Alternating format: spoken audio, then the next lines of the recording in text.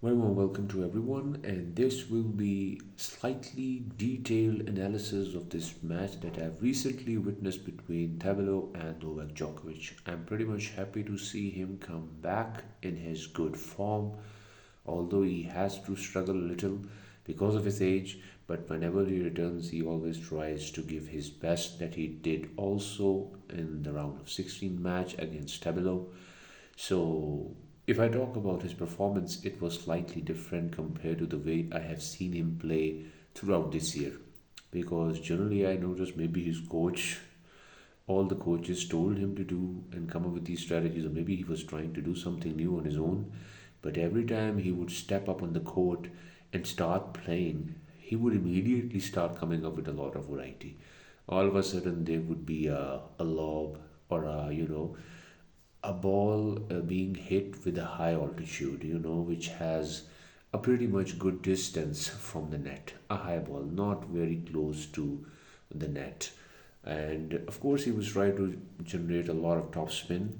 But the basic thing that I would like to point out is that immediately after one or two strokes, he would all of a sudden move towards a slice or a drop shot, calling the opponent towards the net, and then he's going to lob the ball just to pass it through that person's head over the head and would go, and that's why he was thinking of winning a point.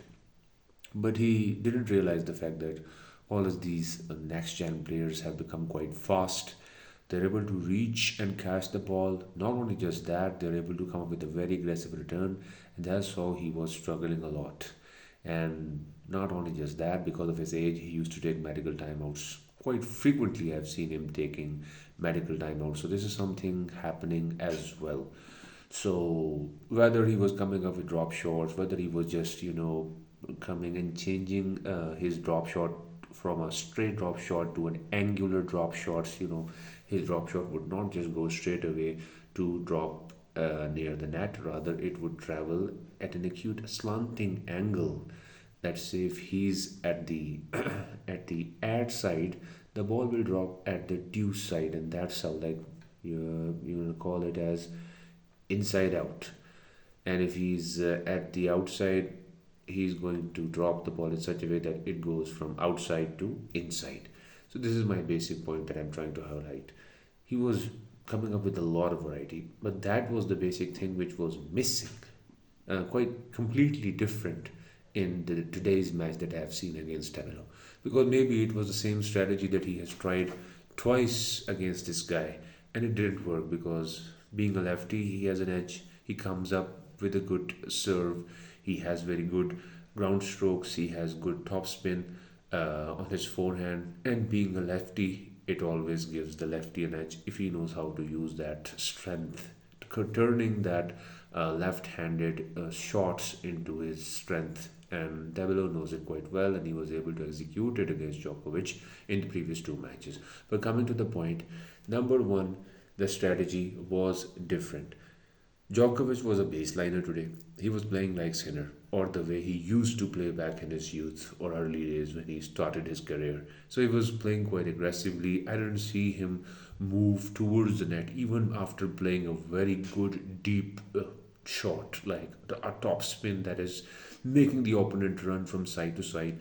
This is the opportunity, or this is the chance where Djokovic would simply, move towards the net, or he would start moving closer to the net to finish the ball with a volley. This was something missing. He wasn't doing it. Rather, he would return back to the baseline and keep on moving around right to left, left to right, just to wait for an opportunity where Tabula is going to make the unforced error on his own. And this was something which was happening also.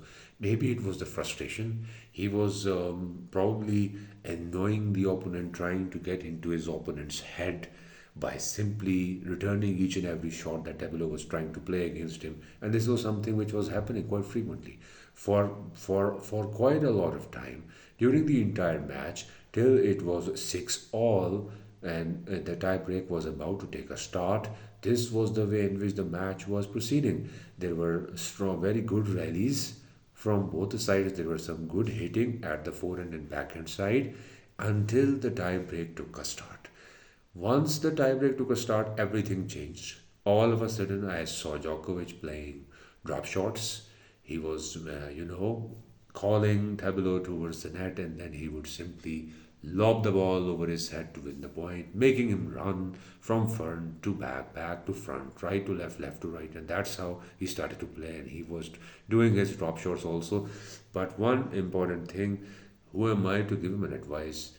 If he or any of his teammates or followers or anyone would listen, the basic thing that they need to work on is his drop shots. Whenever he's playing, there was a time, of course, that he was quite good at it whenever he would try or execute it against Federer or Nadal. But talking about his performance here at this age against these younger opponents, all of a sudden he tries to come up with a drop shot, and every time it simply drops short within his own court inside the net. It is unable to cross the net to go to the side of the opponent, and that's how he was losing the point. Maybe he was getting tired, maybe he was, trying to catch his breath, but every time he tried to do such a thing, he would lose a point.